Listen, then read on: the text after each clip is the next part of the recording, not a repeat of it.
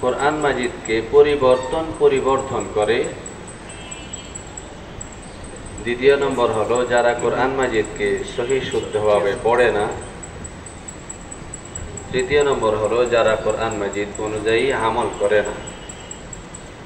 এই তিন ধরনের লোকদেরকে কোরআন মাজিদ তিলাওয়াত করলেও তাদের কোনো সওয়াব হবে না, বরং কোরআন মাজিদ তাদেরকে অভিশাপ দিবে।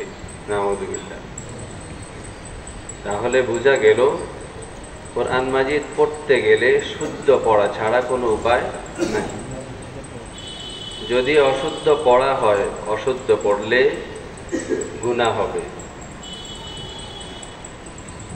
অনেক ভাই দেখা যায় রমজান মাস আসলে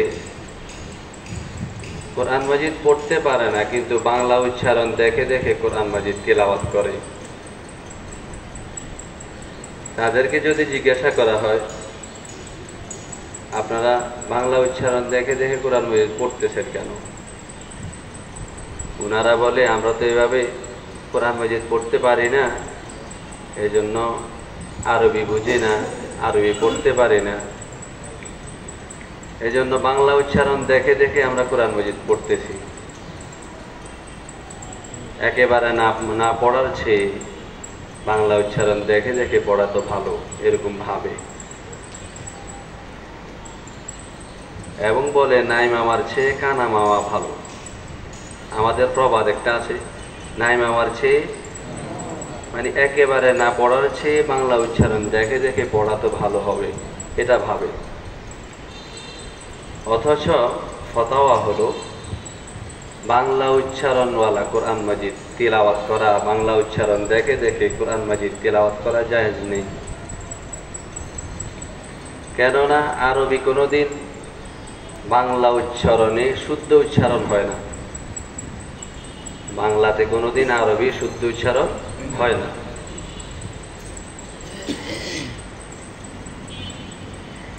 ওই হিসাবে শুদ্ধ পড়া ছাড়া কোনো উপায় নেই, অশুদ্ধ পড়া যাবেই না। নামাজের মধ্যে কোরআন মাজিদ তিলাওয়াত করা ফরজ, কিন্তু নামাজের বাহিরে কোরআন মাজিদ তিলাওয়াত করা কি নয়, ফরজ নয়। কেউ যদি নামাজের বাহিরে কোরআন মাজিদ তিলাওয়াত না করে এতে কোনো গুনাহ হবে না, তবে পড়লে সওয়াব হবে। আবার পড়তে গেলে অশুদ্ধ পড়া যাবে না, কেন? অশুদ্ধ পড়লে গুনাহ হবে, শুদ্ধই পড়তে হবে। তখন যারা অশুদ্ধ পড়ে শুদ্ধ পারে না, এদের জন্য অশুদ্ধ পড়ার চেয়ে না পড়াই উত্তম।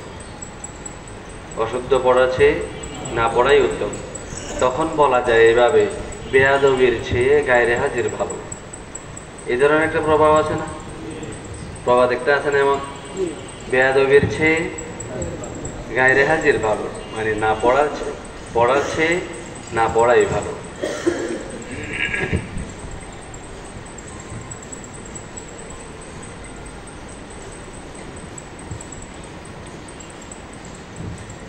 তাহলে আমরা বুঝতে পারলাম কোরআন মাজিদ শুদ্ধ পড়া ছাড়া কোনো উপায় নাই। আমরা জানি নামাজ ভঙ্গের কারণ 19টি, আমরা নুরানিতে পড়েছিলাম।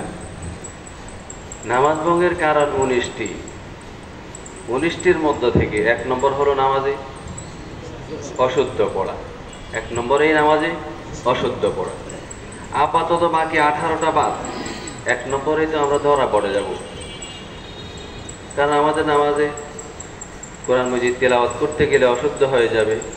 অশুদ্ধ হয়ে গেলেই তো অনেক সময় অশুদ্ধের দ্বারা নামাজ ভেঙে যায়। যদিও সব অশুদ্ধ পড়ার দ্বারা নামাজ ভাঙে না, কিন্তু গুনাহ থেকে খালি না। সব অশুদ্ধের দ্বারা নামাজ ভাঙে না, কিন্তু গুনাহ থেকে খালি না। অশুদ্ধ পড়লেই গুনাহ হবে, লাহনে জালি হবে, গুনাহ হবে। তাহলে বোঝা গেল মুসলমান হলেই কোরআন মাজিদ শুদ্ধ করে পড়তেই হবে। মুসলমান হলেই কোরআন মাজিদ শুদ্ধ করে পড়তেই হবে। কারণ আমার কোরআন মাজিদ তেলাওয়াত যদি শুদ্ধ না হয়, আমার নামাজ কি হবে না? শুদ্ধ হবে না।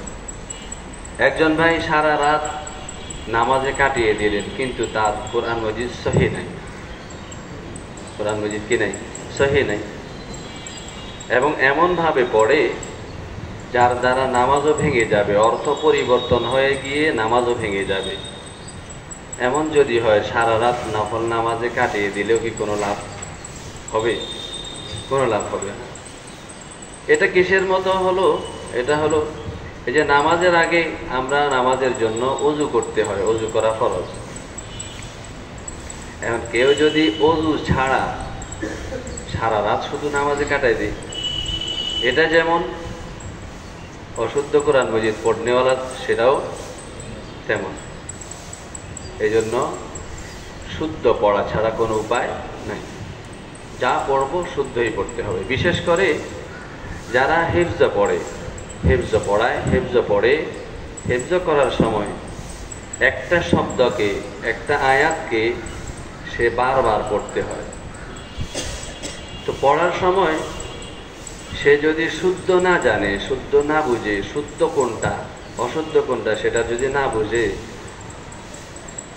নিজে নিজে ভেবে, এটা ভেবে যে শুদ্ধ ভেবে যদি অশুদ্ধটা হেফজ করে, শুদ্ধ ভেবে অশুদ্ধটা যদি হেফজ করে, এই যে বারবার পড়ার কারণে তার অন্তরে অশুদ্ধটা শুদ্ধ হিসাবে বসে যাবে, অথচ সেটা কি নয়, শুদ্ধ নয়। আমার কাছে এরকম অনেক ভাই আছে, অনেক ভাই আমার সামনে এভাবে পড়তেছিল, হাফেজ সাহেব, উনি হেফজ করছেন, খুব ভালো ইয়াদ আছে, কিন্তু শুদ্ধ নেই। এখন ওনাকে শুদ্ধ করাই দিলেও তখন উনি সেটা গ্রহণ করতে চান না, কারণ সে ভাবে আমি যেটা পড়ছি সেটাই তো শুদ্ধ। আবার আরেক ভাইকে আমি দেখলাম, একজন শুদ্ধ পড়তেছে, আরেকজন সে যে শুদ্ধ পড়তেছে তার ভুল ধরতেছে, কিরে তুমি এখানে এভাবে পড়তেছো কেন? অথচ যার ভুল ধরতেছে তারটাই শুদ্ধ, যিনি ধরতেছেন উনারটা ভুল। এমন হইল কেন? না জেনে অশুদ্ধটাকে শুদ্ধ ভেবে বারবার পড়ার কারণে অন্তরে শুদ্ধ হিসাবে বসে গেছে, কিন্তু অথচ সেটা কি নয়, শুদ্ধ নয়। এই জন্য হাফেজ সাহেবদের, যারা হেফজ সবক নেবে, যারা হেফজ করবে, এদের জন্য শুদ্ধটা খুবই বেশি জরুরি। শুদ্ধ হতে হবে, যারা পড়বে তখন থেকে শুদ্ধ করতে হবে। এই জন্য নাজেরার ওস্তাদ যারা থাকেন, ওনারা মুজাউবিদ হওয়া জরুরি। ওনারা কি হওয়া জরুরি? মুজাউবিদ হওয়া জরুরি। তখন আর হেফজখানাতে গেলে তার জন্য আর কোনো সমস্যা হবে না। যদি নাজেরাতে শুদ্ধ করে পড়তে পারে, শুদ্ধ কি জিনিস সেটা বুঝতে পারে, পড়তে পারে, তাহলে আর হেফজখানাতে গিয়ে তার কষ্ট করতে হবে না। হেফজখানাতে শুধু ভুল ধরবে ইয়াদের ভুল। হেফজখানাতে ওখানে যদি আবার বলা হয়, এই যে এখানে গুন্না করতেছো না, গুন্না করো, এখানে মাত করো, এমন করো, তেমন করো, এই সমস্ত এগুলো বলে, তাহলে সে তো পড়া সামনে আগে দিয়ে পারবে না। এই জন্য নাজেরা যেটা আছে সেটাই তার ভালো হতে হবে। তো কোরআন মাজিদ যারা শুদ্ধ করতে চায়, এদের শুদ্ধ করার একটা নিয়ম আছে। নিয়ম হলো, কোরআন মাজিদের মধ্যে যে হরফগুলো আছে, অর্থাৎ আরবি 29টি হরফ, এগুলো মাস্ক করার মাধ্যমে শুদ্ধ করতে হবে। যে ব্যক্তি কোরআন মাজিদের আরবি 29টি হরফ এগুলো মাস্ক করার মাধ্যমে শুদ্ধ করতে পারে, তাহলে তার পুরা কোরআন মাজিদ শুদ্ধ হয়ে যাবে। অনেকে মাস্ক করতে গেলে মনে করে শুধু একটা সূরা পড়াই দিলেই তো হয়, কিন্তু একটা সূরা পড়াই দিলে তো সূরাটা মাস্ক হবে, সূরাটা শুদ্ধ হবে। আর যদি হরফগুলো 29টি হরফ সবগুলো একটা একটা ধরে ধরে যদি মাস্ক করানো হয়, নিজে মাস্ক করতে পারে, তাহলে প্রত্যেকটা হরফ শুদ্ধ হয়ে গেল, প্রত্যেক হরফ শুদ্ধ হয়ে গেছে মানে তার পুরো কোরআন মাজিদ শুদ্ধ। কারণ কোরআন মাজিদের মধ্যে আরবি 29টি হরফ ছাড়া অন্য কোনো হরফ নেই। আরবি 29টি হরফ এগুলোকে মাস্ক করার মাধ্যমে শুদ্ধ করবে, এবং যেভাবে মাস্ক করছে এটা আবার কোরআন মাজিদের মধ্যে প্রয়োগ করতে হবে, কোরআন মাজিদে ফিট করতে হবে। অনেক ভাই আছে হরফগুলোকে যখন ইনফেরাদিভাবে মাস্ক করে, একটা একটা ধরে ধরে মাস্ক করে, তখন খুব খেয়াল করে মাস্ক করে, খুব মনোযোগের সাথে মাস্ক করে এবং শুদ্ধই হয়। তবে কোরআন মাজিদ পড়তে গেলে আবার আগের নিয়মেই পড়ে, তাহলে তার ওই মাস্কের দ্বারা কোনো ফায়দা হবে না। এজন্য আমরা যেভাবে মাস্ক করব এটা আবার কোরআন মাজিদের মধ্যে ফিট করতে হবে। যেমন একটা হরফ আমি গতকালকে যেভাবে পড়ছিলাম আগামীকালকে ওইভাবে পড়া যাবে না। আমি একটা হরফের মাস্ক করলাম, মাস্ক করার পরে আমি এই হরফটাকে যেভাবে মাস্ক করেছি ওইভাবেই পড়তে হবে, গতকাল যেভাবে পড়েছি ওইভাবে নয়। এরকম ভাবে যদি আমরা মাস্ক করতে পারি এবং কোরআন মাজিদে ফিট করতে পারি, ইনশাআল্লাহ আমাদের পড়া অনেক সহি হয়ে যাবে। আর কোরআন মাজিদের তেলাওয়াত যখন সহি হয়, কণ্ঠ সুন্দর হওয়া জরুরি নয়, কণ্ঠ সুন্দর হওয়া ফরজ নয়। কণ্ঠ সুন্দর হওয়া এটা খোদাদার চিজ, আল্লাহ তাআলার পক্ষ থেকে হয়। কারো কণ্ঠ সুন্দর আছে, কারো কণ্ঠ কি নেই, সুন্দর নেই। কিন্তু শুদ্ধভাবে পড়াই এক ধরনের সুন্দর, শুদ্ধভাবে পড়াটাই এক ধরনের সুন্দর। আসল হলে শুদ্ধ। অনেকে দেখা যায় শুদ্ধ না করে শুধু সুন্দর করতেই চেষ্টা করে, সেটা ওই ফরজ বাদ দিয়ে মুস্তাহাব নিয়ে টানাটানি করে। শুদ্ধ করা এটা হলো ফরজ, কিন্তু সুন্দর পড়া এটা হলো মুস্তাহাব, মুস্তাহসান। হরফগুলোকে শুদ্ধ করতে হলে, কোরআন মাজিদকে শুদ্ধ করতে হলে কোরআন মাজিদের হরফগুলোকে মাস্ক করার মাধ্যমে শুদ্ধ করবে। এখন মাস্ক কিভাবে করবে? মাস্ক করার একটা পদ্ধতি আছে, এক একজনে এক এক ধরনের পদ্ধতি বলে। আমি এইভাবেই পদ্ধতি বলি, যে হরফের মাস্ক করবে ওই হরফকে প্রথমে হরকত দিয়ে মাস্ক করবে। কি দিয়ে মাস্ক করবে? হরকত দিয়ে। হরকত যেমন এক জবর, এক জের, এক পেশ, হরকত দিয়ে মাস্ক করবে। যেমন উদাহরণস্বরূপ যদি আমি হামজার মাস্ক করি, তাহলে হামজাকে হরকত দিয়ে মাস্ক করতে হবে। যেমন হামজা জবর আ, হামজা জবর আ, হামজা জবর আ, হামজা জের ই, হামজা পেশ উ। এটা আলাদা আলাদা পড়লাম, এরপরে আবার একসাথে আ ই উ, আ ই উ, আ ই উ, আ ই উ। আবার উল্টা, বরাবর উল্টা, উ ই আ, ই আ উ, আ উ ই, আ উ আ, ই উ আ। যত ধরনের উলট পালট হতে পারে এইভাবে মাস্ক করবে। আবার এভাবে মাস্ক করার সময় এই ধরনের কোনো শব্দ কোরআন মাজিদের মধ্যে যদি থেকে থাকে, ওই শব্দগুলো কয়েকটা শব্দকে মাস্ক করা। যেমন হামজার উপর জবর,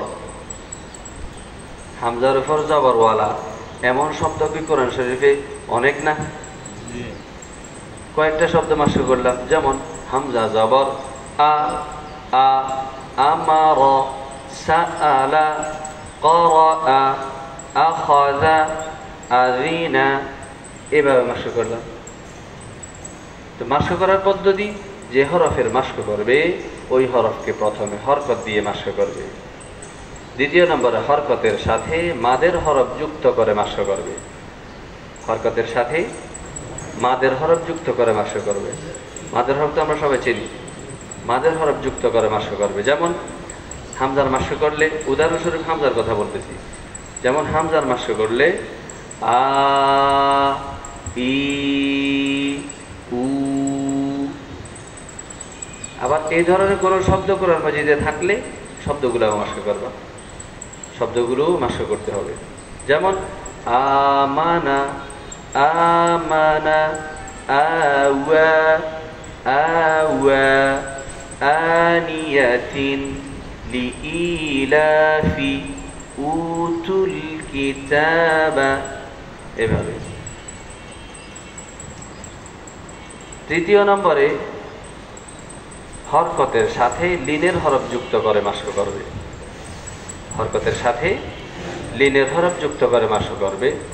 যেমন হামজার মাস্ক করলে এভাবে আউ আই আউ আই আই আউ আউ আই আউ আমারা আউ ওয়াজানুহুম আউ ওয়াজানুহুম, এভাবে।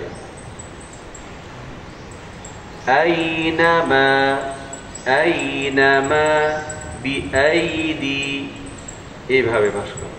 এটা তৃতীয় নম্বর বললাম। প্রথম নম্বরে বলছিলাম হরকত দিয়ে মাস্ক করবে, দ্বিতীয় নম্বরে হরকতের সাথে মাদের হরফ যুক্ত করে মাস্ক করবে, তৃতীয় নম্বরে হরকতের সাথে লিনের হরফ যুক্ত করে মাস্ক করবে। চতুর্থ নম্বরে যে হরফের মাস্ক করবে ওই হরফকে সাকিন দিয়ে মাস্ক করবে। কি দিয়ে মাস্ক করবে? সাকিন দিয়ে। ওই হরফকে যখন সাকিন দেওয়া হবে তখন তার পূর্বে কোনো একটি হরফকে যুক্ত করতে হয়, না হলে শুধু সাকিনওয়ালা হরফ কি করা যায় না, আদায় করা অসম্ভব। তার পূর্বে হরকত বিশিষ্ট যে কোনো একটি হরফ আনবে। যেমন হামজাকে সাকিন করলাম, আ ই, হামজা দুইটা এখানে, আ একটা হলো হরকত বিশিষ্ট আর একটা হলো সাকিন যুক্ত। আ ই উ বা বি বু তা তি তু থা তি তু যা জি জু, এভাবে মাস্ক করবে। আবার এই ধরনের কোনো শব্দ যদি কোরআন মাজিদে থেকে থাকে, কিছু শব্দ মাস্ক করা।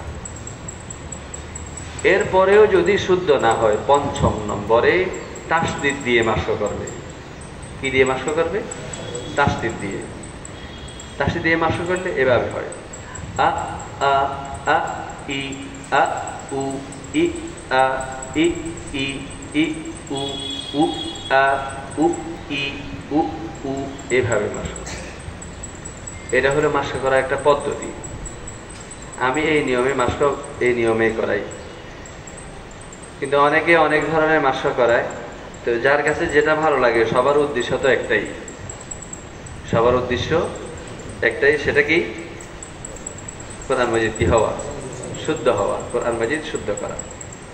এটা মাস্ক করার পদ্ধতি। এখন আমরা মাস্কর দিকে আগাই, হরফগুলোর মাস্কের দিকে। তবে মাস্ক করার পূর্বে এমন কিছু কায়দা আছে যে কায়দাগুলো আমাদের সব সময় জরুরত হবে। যে কায়দাগুলোর মধ্যে ভুল করার দ্বারা অনেকে সেটাকে ভুল মনে করে না, এমন কিছু কায়দা আছে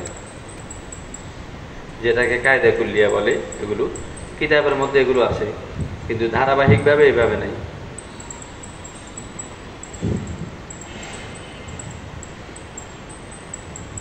যখনই আমার মুখ থেকে কোনো একটি হরফ উচ্চারণ হবে, কোনো একটি হরফ উচ্চারণ করার সময় আমাকে দুইটি জিনিস খেয়াল রাখতে হবে। কয়টি জিনিস খেয়াল রাখতে হবে? দুইটি জিনিস। হরফটা কোন জায়গা থেকে উচ্চারণ হয় এবং কিভাবে উচ্চারণ হয়। হরফটা কোন জায়গা থেকে উচ্চারণ হয় এবং কিভাবে উচ্চারণ হয়। কোন জায়গা থেকে উচ্চারণ হয় সেটা হলো মাখরাজ, এবং কিভাবে উচ্চারণ হয় সেটি হলো সিফা। আর এই দুটোর নামেই হইল তাজবিদ। এই দুটোর নামেই হইল তাজবিদ। কিসের কিসের নাম? মাখরাজ এবং সিফাতের নামেই হইল তাজবিদ। তাহলে এই দুইটা জিনিস আমরা যদি খেয়াল করি, কি হরফটা কোন জায়গা থেকে উচ্চারণ হচ্ছে এটা আমাকে খেয়াল করতে হবে। এটা কি কণ্ঠনালী থেকে উচ্চারণ হচ্ছে, নাকি জিহ্বা থেকে, নাকি শাফাতাইন থেকে, এটা আমাকে কি করতে হবে? খেয়াল রাখতে হবে। এবং কিভাবে উচ্চারণ হয়। হরফটা কি শক্ত না নরম? হরফটা কি উচ্চারণ করার সময় শ্বাস জারি থাকে নাকি বন্ধ হয়ে যায়? হরফটার উচ্চারণ কি মোটা না চিকন? হরফটার উচ্চারণ কি বেশি মোটা না বেশি চিকন? হরফটা উচ্চারণ করার সময় জিহ্বার গোড়া উপরের তালুর দিকে উঠবে কি উঠবে না? জিহ্বার গোড়ার জিহ্বার মধ্যখান উপরের তালুর সাথে লাগবে কি লাগবে না, এটা আমাকে খেয়াল করতে হবে। হরফটা কি খুব ধীরে আদায় হয় নাকি দ্রুত আদায় হয়, এগুলো খেয়াল করতে হবে। পাশাপাশি 5টি কায়দা অবশ্য মাথায় রাখতে হবে। ওই 5টি কায়দা হইল,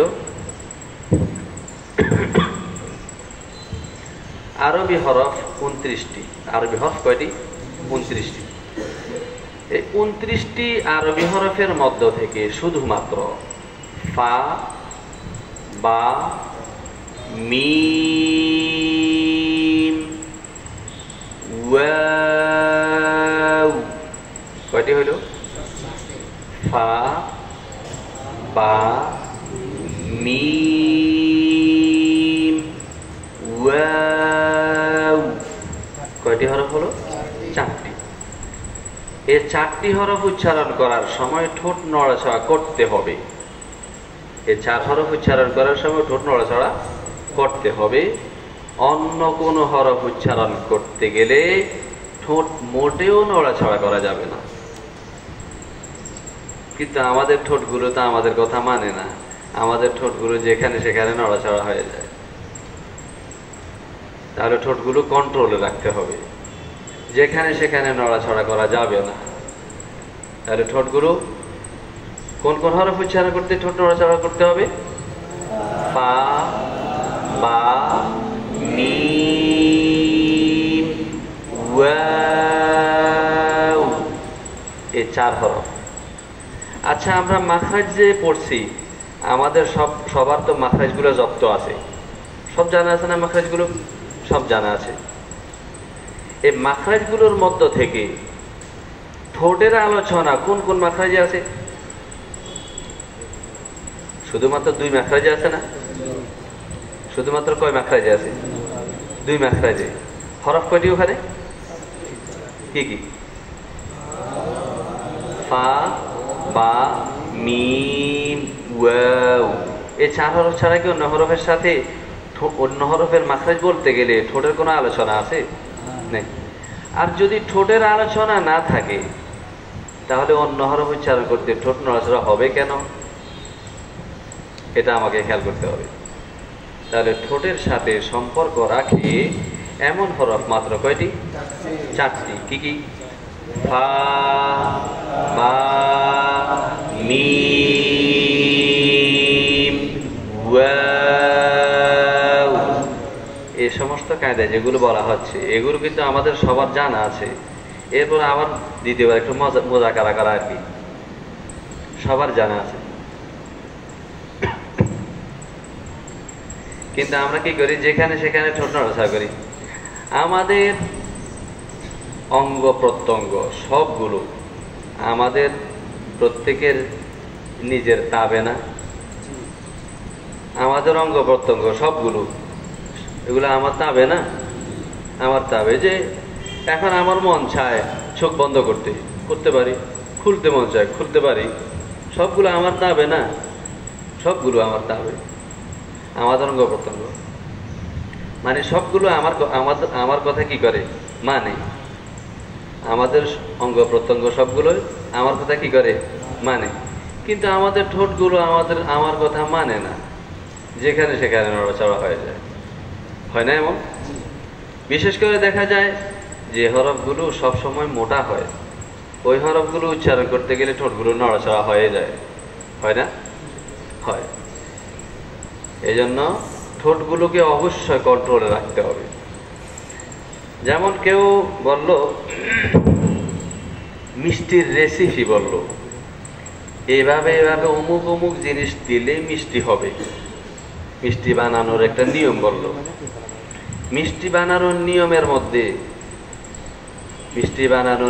মধ্যে এই কথাটা নাই মরিচ দিতে হবে, খুব হালকা করে মরিচ দিতে হবে। এ কথাটা কি মিষ্টি রেসিপিতে একটা বলা হয়? হয় না। এখন আমি যদি একটু করে দিয়ে দিলাম, এখন কেউ জিজ্ঞেস করলো তুমি মরিচ দিলেন কেন? তখন আমি বললাম না, আমি তো কি মরিচ কি বেশি দিছি? আমি তো অল্প একটু এনে দিছি, আমি অল্প একটু দিছি, এতে কোনো সমস্যা আছে? তাহলে মিষ্টির কি স্বাদ কি পাওয়া যাবে? আচ্ছা, মিষ্টির রেসিপির সময়, রেসিপি বলার সময় যদি মরিচের কোনো আলোচনাই না হয়, তাহলে মরিচ দিবে কেন? মরিচ দিলে কি এটাকে আর স্বাদ পাওয়া যাবে? মিষ্টির স্বাদ পাওয়া যাবে না। তদ্রূপ যে হরফ উচ্চারণ করতে গেলে ঠোঁটের কোনো আলোচনাই নেই, তাহলে আমার ঠোঁট নড়াচড়া হবে কেন? তাহলে সেটা অশুদ্ধ না? অশুদ্ধ। যদি বলি আমার ঠোঁট তো একটু নড়াচড়া হয়েছে, বেশি নড়াচড়া হয় নাই, সামান্য একটু নড়াচড়া হয়েছে, এটা কি তেমন সমস্যা হয়? এটাও সমস্যা। ওখানে যদি সমস্যা না হয় এখানেও সমস্যা নেই, ওখানে যদি সমস্যা হয় এখানেও সমস্যা। এজন্য ঠোঁটগুলো অবশ্যই কন্ট্রোলে রাখতে হবে, যেখানে সেখানে নড়াচড়া নয়।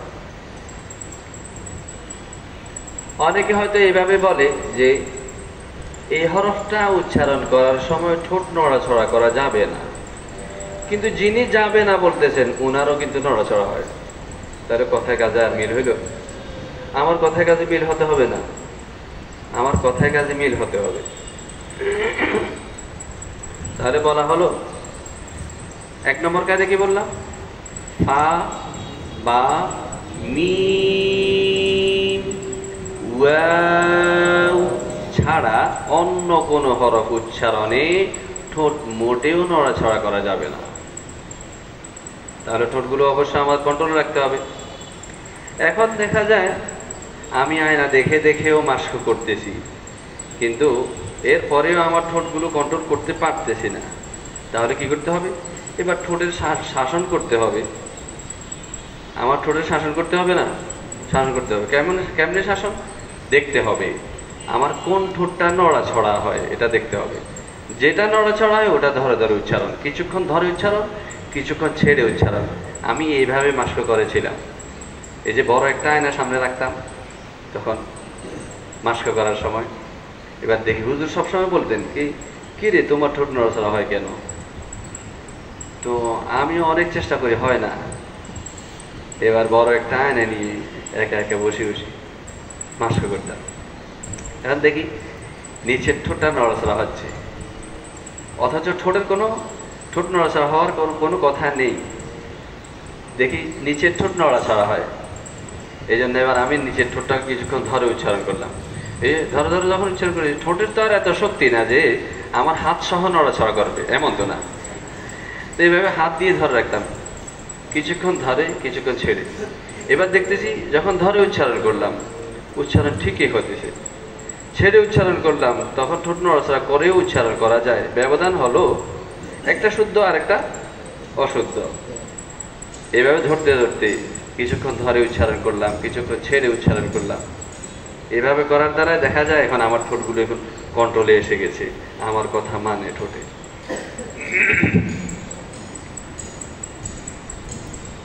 এইভাবে মাস্ক করলে ইনশাল্লাহ আমাদের ঠোঁটগুলো কন্ট্রোলে এসে যাবে। অনেকে ভাবে আমি যখন মাস্ক করাই, মাস্ক করানোর সময় আমার ঠোঁট নড়াছড়া হয় না। তো কেউ কেউ আশ্চর্যবোধ করে যে ঠোঁট নড়াছড়া না করি কেমনে পারে, এটা আশ্চর্য করে। এটা আশ্চর্য করার কোনো বিষয় না। যেমন আমরা দেখতাম যখন আমরা সাইকেল চালাইতে পারতাম না, সাইকেল আছে না 2 চাকার, সাইকেল চালাতে পারতাম না, তখন যদি দেখতাম একটা লোকে সাইকেল চালায় যাইতেছে, মনে মনে আশ্চর্য করতাম, কিরে 2 চাকার উপর কেমনে সাইকেল চালায়, এদিকেও পড়ে না, ডানেও পড়ে না, বামেও পড়ে না, কেমনে চালাইতে পারে, খুব আশ্চর্য মনে হয়। যখন আমার শেখা হয়ে যায়, সাইকেল চালানোটা যখন আমার শেখা হয়ে গেল, তখন আরেক ভাইকে জিজ্ঞেস করলাম, কিরে সাইকেল চালাতে পারো? তখন সে বলে পারি না। আরে বেটা এটা কি কস, সাইকেলও চালাতে পারে না, এটা একটু কোনো কথা হইল? কিন্তু একসময় সে কি করছিল, আশ্চর্য করছিল, কিন্তু পরবর্তী যখন নিজের শেখা হয়ে গেছে তখন আর আশ্চর্য মনে হয় না। যে পারে না তারে পাগল ডাকে। তদ্রূপ এটাও আমরা যদি চেষ্টা করি ইনশাআল্লাহ আমাদের ঠোঁটগুলো কন্ট্রোলে এসে যাবে। এই যে 1 নম্বর কায়দা বললাম, তাহলে 1 নম্বর কায়দা কি বলা হয়েছে? ফা, বা, মিম, ওয়াও, এই 4 হরফ ছাড়া অন্য কোন হরফ উচ্চারণে ঠোঁট নড়াচড়া করা যাবে না। আমার কথা কি আপনারা বুঝতেছেন? দ্বিতীয় নম্বর কায়দা, কফ, প, বা, জিম, দাল। কয়টি হরফ? 5টি হরফ। কি কি? কফ। আমরা যে প্রথম কায়দা বলছিলাম যেখানে সেখানে ঠোঁট নড়াচড়া করা যাবে না, দ্বিতীয় নম্বর কায়দা থেকেই আমল শুরু। কফ, কফ। আমার কি ঠোঁট গোল হয়? নড়াচড়া হয়?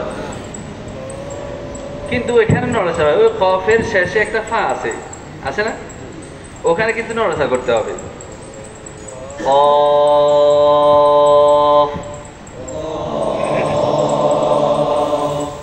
প, প, প, প, প, প। স্পষ্ট শোনা যায়? ঠোঁট নড়াচড়া হয়? প, প, প, প, বা, জিম,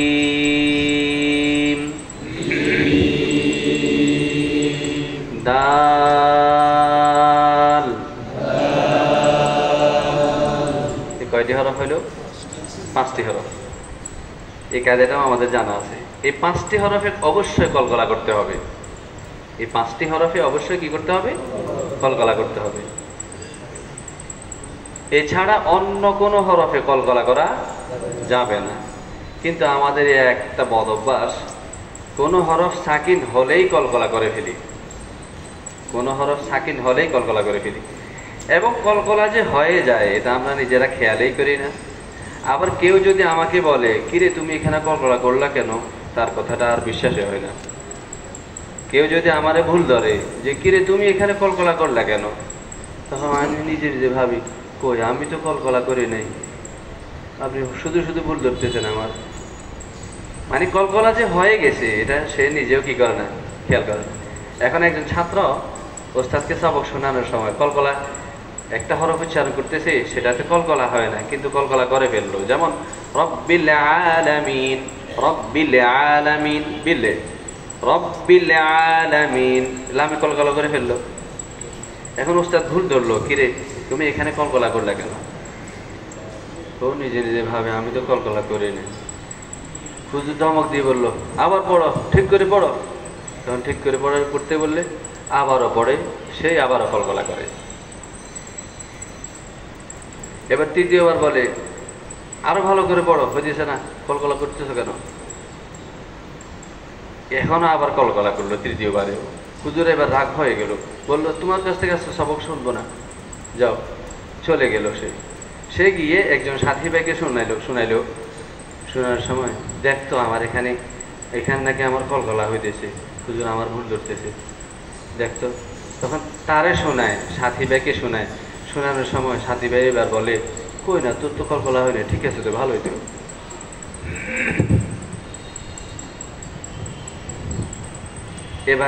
এবার সাথীরে বলে যে দেখতো হুজুরের সাথে আমার সাথে কি সম্পর্ক, কি সমস্যা, আমার গরু হুজুর দান খাইছে নাকি, শুধু শুধু আমার ভুল ধরে।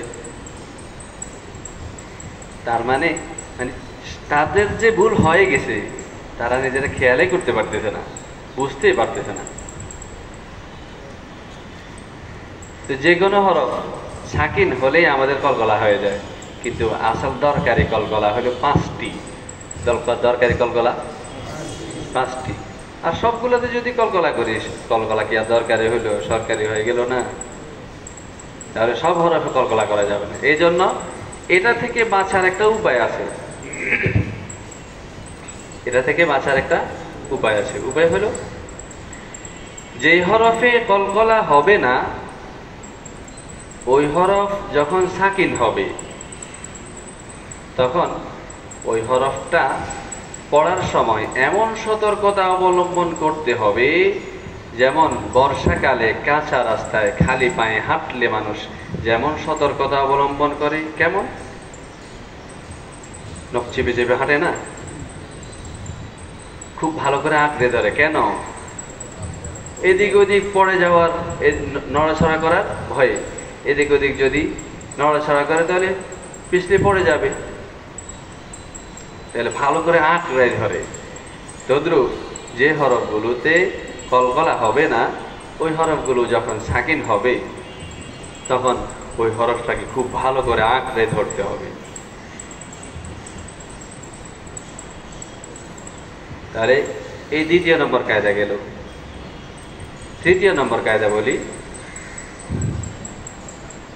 পেশ এবং ওয়াও উচ্চারণ করার সময় উভয় ঠোঁট পরিপূর্ণ গোল হবে।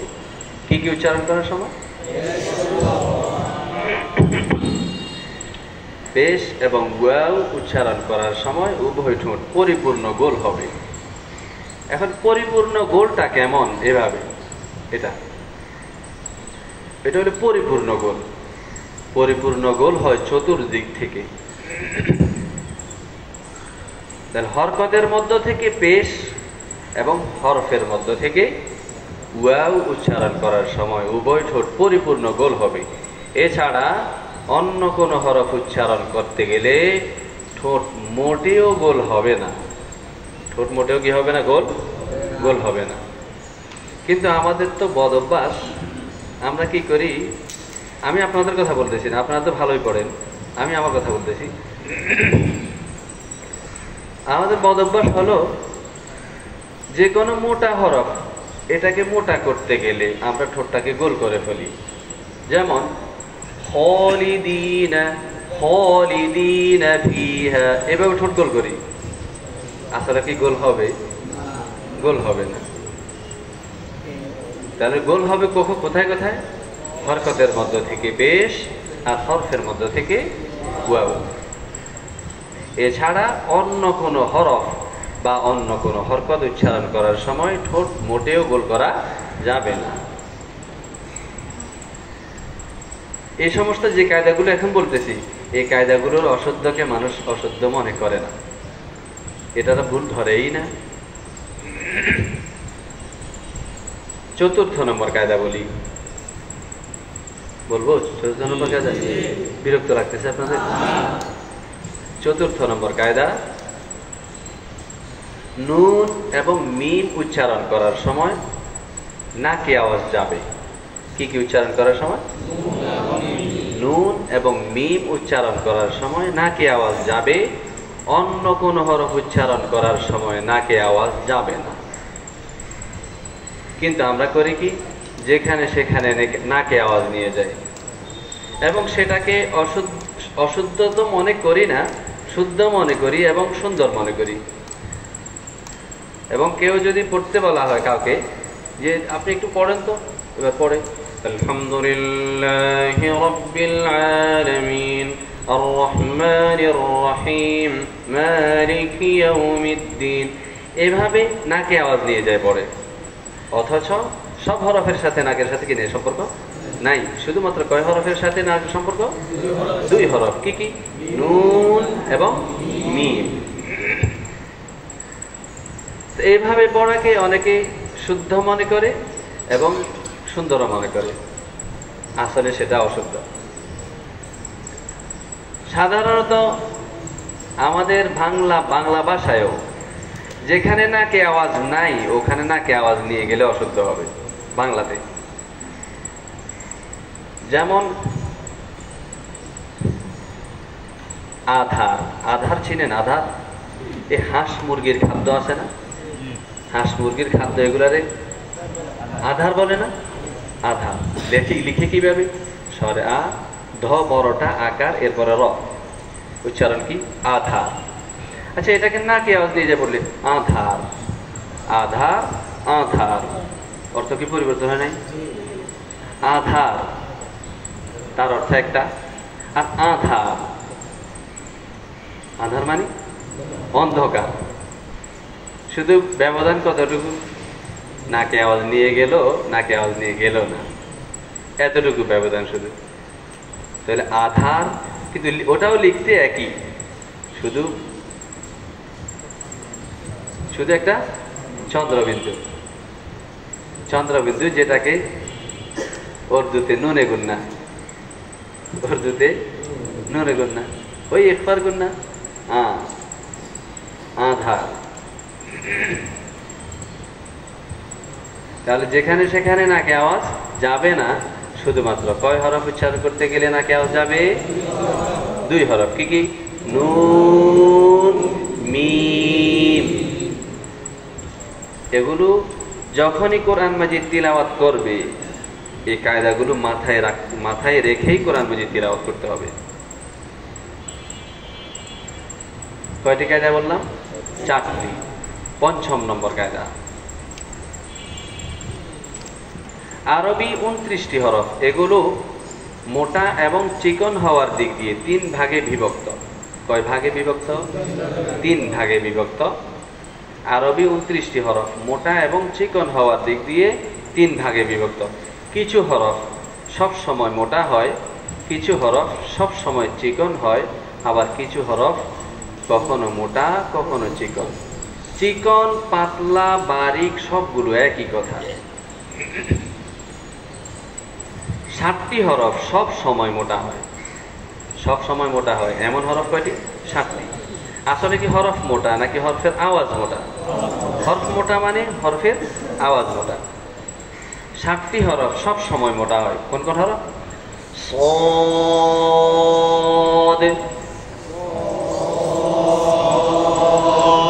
আমরা এর আগে 4টা কায়দা বলে আসছিলাম, 4 কায়দার উপর আমল করতে হবে। 5ম নম্বর কায়দা আসে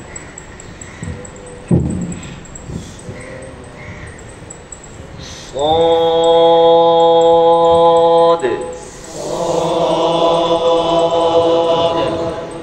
صاد। আমার ঠোঁট কি গোল হয়, নড়াচড়া হয়? صاد।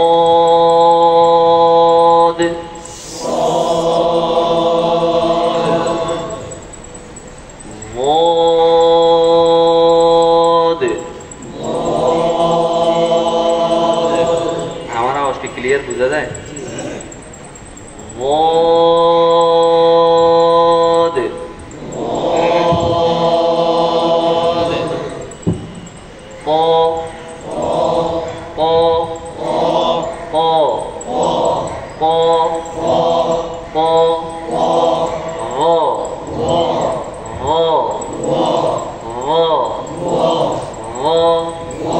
কয়টি হলো?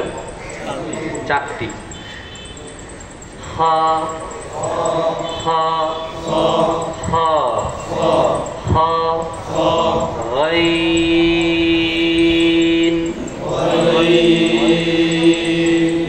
কাফ।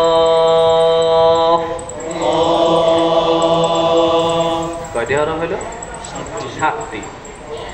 এই 7টি হরফ সব সময় মোটা হবে। কয়টি হরফ? এই 7টি হরফ সব সময় মোটা হবে। তবে এই 7টি হরফের মধ্য থেকে প্রথম চারটি কি কি? صاد، ضاد، ط، ظ। এই 4টি বেশি মোটা, এই 4টি বেশি মোটা। বাকি 3টি হলো কম মোটা। কেন?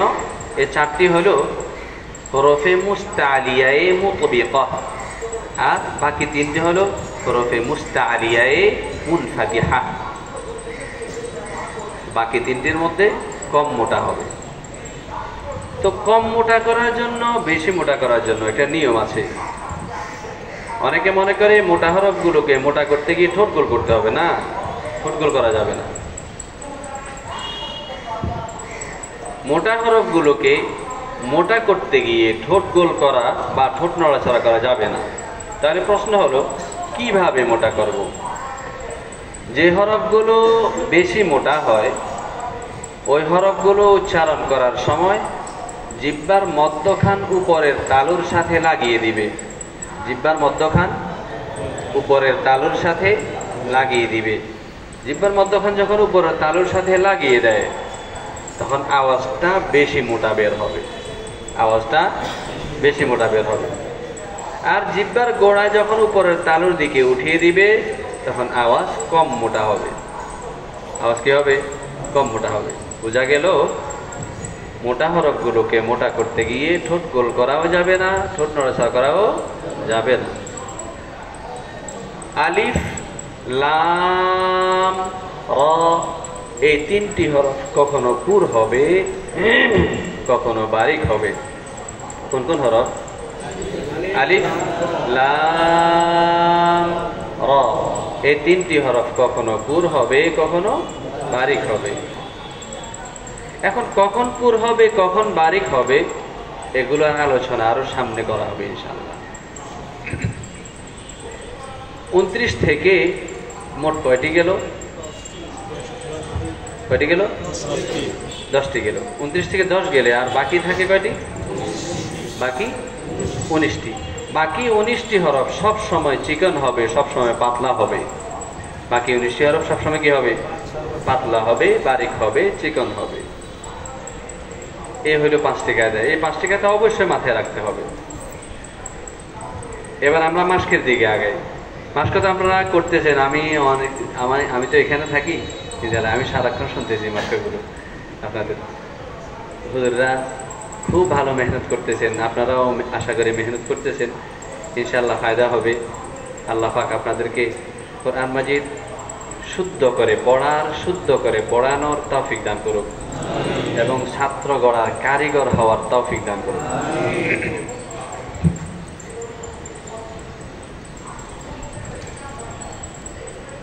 এরপরে মাস্ক। মাস্ক আমি এভাবে করি।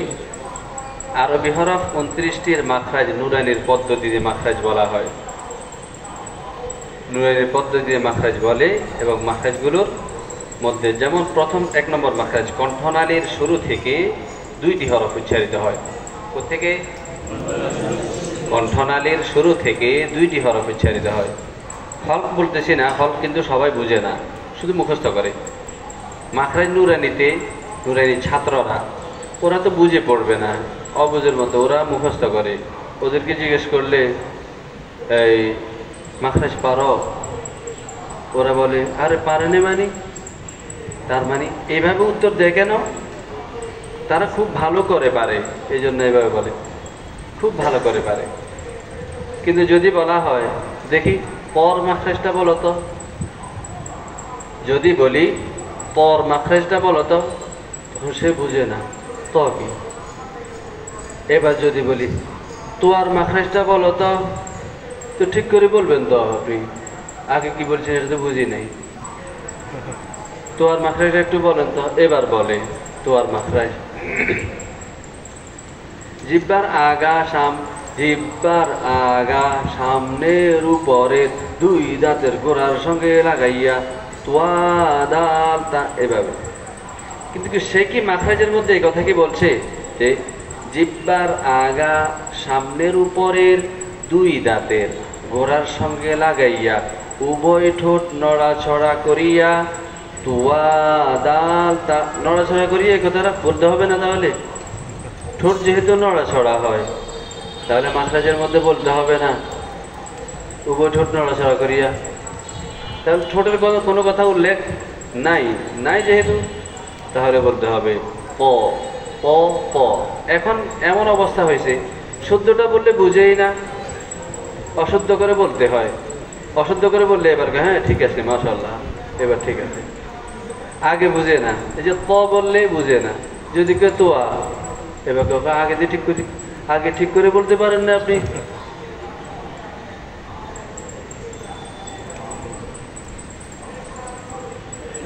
আমাদের এমন অবস্থা হয়ে গেছে অশুদ্ধ পড়তে পড়তে এখন অশুদ্ধটাকেই মনে হয় শুদ্ধ আর শুদ্ধটাকে মনে হয় অশুদ্ধ, এমন অবস্থা হয়ে গেছে। তো মাখরাজ এবং সিফাত এগুলো আসলে মুখস্থ করার নাম নয়, এগুলো খুব আওয়াজ করে পড়ার নাম নয়, এগুলো কাজে পরিণত করার নাম, আমলে পরিণত করার নাম। মাখরাজ সবগুলো আমি জানলাম, কিন্তু মাখরাজ মতো আমল করলাম না। বললাম অমুক হরফটা অমুক জায়গা থেকে উচ্চারণ হয়, হয় এটা আমি বলতেছি, কিন্তু আমি ওই জায়গা থেকে উচ্চারণ করতেছি না। এইভাবে ফাঁকাইলে রং চা খুব স্বাদ হয়। এই রেসিপিটা জানা আছে, কিন্তু কোনোদিন দেখেই নাই আসলে এইভাবে করলে কি হয়, এইভাবে আসলে কি মজা হয় কিনা কোনোদিন দেখেই নেই। দেখতে হবে তো, হরফটা এইভাবে উচ্চারণ করতে হয়, অমুক জায়গা থেকে উচ্চারণ হয়। এখন আমি ওই জায়গা থেকে উচ্চারণ করে দেখতে হবে না? তো 1 নম্বর মাখরাজ কণ্ঠনালীর শুরু হইতে 2টি হরফ উচ্চারিত হয়। একটু পানি খাওয়া দরকার আছে, পানি এখানে।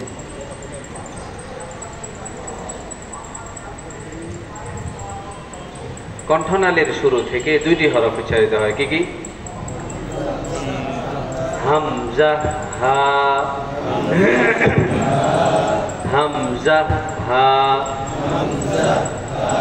হামজা হা।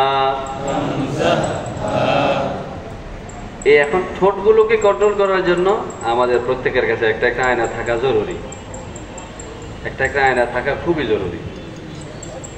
কারণ আমাদের ঠোঁটগুলো নড়াচড়া হয় কি হয় না, এটাকে আমি নিজের ঠোঁট নিজে দেখি না, যদিও চোখ থেকে একেবারে কাছে, কিন্তু দেখি না। তো এটা দেখতে হবে কিসের দ্বারা?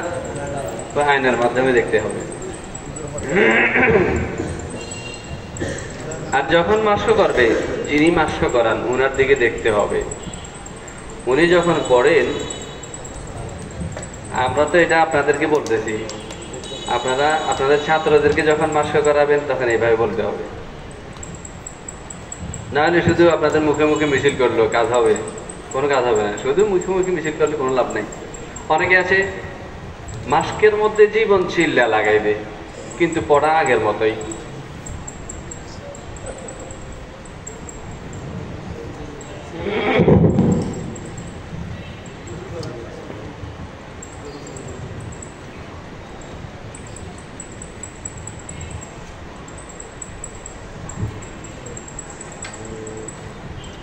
তাহলে ঠোঁটগুলো কন্ট্রোল থাকবে।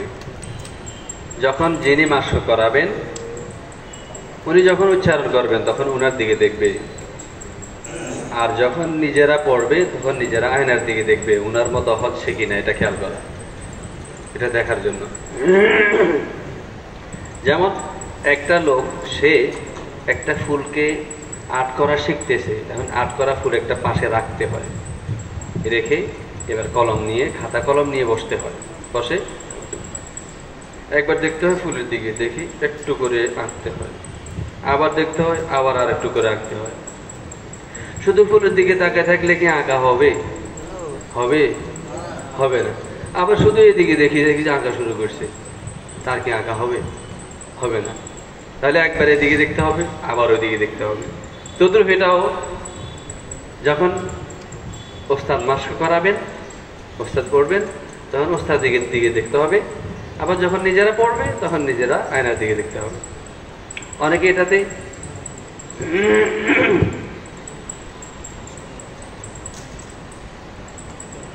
অনেকে এটাকে বেয়াদবি ভাবে যে ওস্তাদের চোখে চোখে চোখ রাখা, এটা একটু বেয়াদবি কথা না? এই জন্য আমি নিচের দিকে তাকিয়ে থেকে দরবেশের মতো নিচের দিকে তাকিয়ে থেকে মাস্ক করি, এতে কোনো ফায়দা হবে না।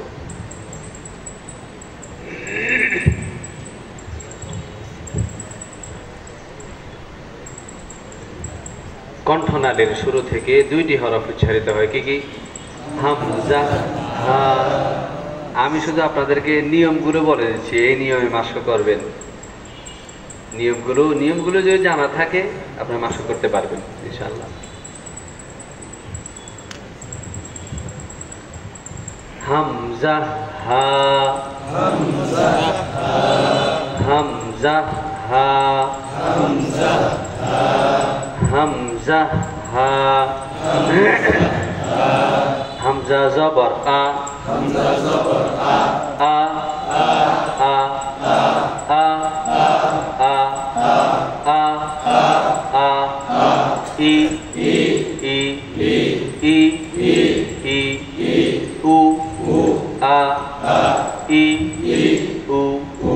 আ ই উ আ ই উ আ ই উ আ ই উ আ ই উ আ ই উ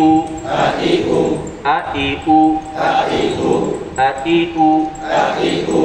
আ বলার সময় মুখটা যেমন, ই বলার সময়ও তেমন, কিন্তু উ বলার সময় পরিপূর্ণ গোল। কিসের কারণে? হামজার কারণে, পেশের কারণে। আ ই উ আ ই উ আ ই উ আ ই উ আ ই উ আ ই উ আ ই উ আ ই উ আ ই উ উ ই আ উ ই আ। হামজা যখন একের অধিক হবে খুব খেয়াল করে পড়তে হবে। অনেক সময় হামজা যখন একটা হয় আমরা ঠিকভাবে পড়ি, কিন্তু একের অধিক হলে তখন দেখা যায় একটা ভালোভাবে উচ্চারণ হয় আর একটা ভালোভাবে উচ্চারণ হয় না, একটা তাহকিক হয় আর একটা তাসির হয়ে যায়। কিন্তু তাসিল করতে বললে তখন আর তাসিল হয় না। যদি বলা হয় তাসিল করেন, যেমন কোরআন মাজিদের মধ্যে এক জায়গায়, পুরা কোরআন মাজিদের মধ্যে এক জায়গায় তাসিল ওয়াজিব। সূরা হামিম সিজদার 44 নম্বর আয়াতের মধ্যে একটা শব্দ আছে, ওই শব্দটাতে, ওই শব্দের একটা হামজা আছে, হামজাটাতে তাসহিল করাটা ওয়াজিব। এখন ওখানে তাসহিল করতে বললে তাসহিল আর করতে পারে না, কিন্তু অনিচ্ছে তাসহিল বারবার হয়ে যায়। হামজা একটা হোক একের অধিক হোক, হামজাকে নিজ মাখরাজ থেকে, হাফস রহমতুল্লাহি আলাইহির রাওয়ায়াত অনুযায়ী নিজ মাখরাজ থেকে হামজাকে, নিজ মাখরাজ থেকে খুব তাহকিকের সাথে স্পষ্টভাবে উচ্চারণ করতে হবে। আ আ আ আ আ আ আ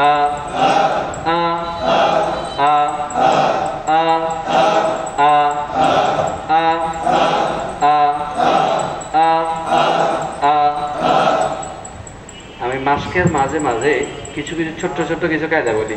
এখন একটা কায়দা বলতেছি। কোন হরফ উচ্চারণ করার সময় মুখটা একেবারে বড় হবে না, আবার একেবারে ছোটও থাকবে না, স্বাভাবিক থাকবে। মুখটা এমন না আ ই উ এরকম নয়, বড় হবে না, আবার একেবারে ছোটও নয়। দেখেন এভাবে হামজা জবর ই এরকম ছোটও নয়, একেবারে বড়ও নয়, আবার একেবারে ছোটও নয়, স্বাভাবিক থাকবে। এখন স্বাভাবিকটা কেমন? এখন আছে যেমন আমাদের মুখ এখন যেমন আছে এটাই স্বাভাবিক। আ আ আ আ আ আ আ